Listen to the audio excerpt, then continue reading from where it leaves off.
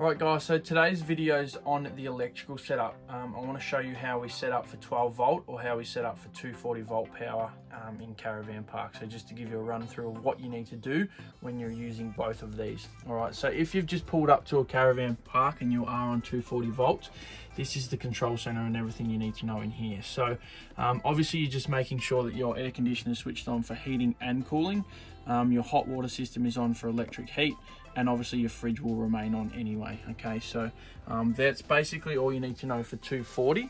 Moving on to 12 volt, this is important. Things are a little bit different when you're off the grid and doing 12 volt. Okay, so if you wanted to use, obviously your fridge and your hot water service will run on the gas. All right, so make sure you go outside, your gas bottle's opened up, you've got plenty of gas out there to make that run.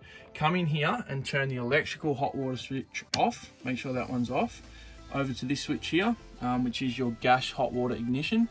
Flick that switch on there.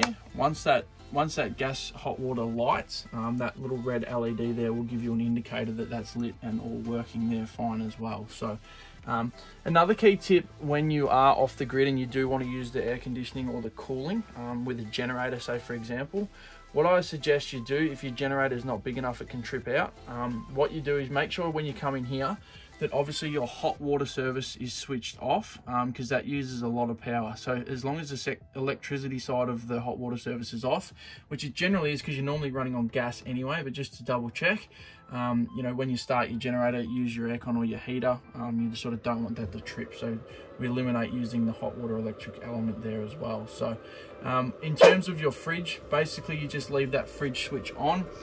Make sure you head over to your switch, double click the second little symbol. It looks like a little flame.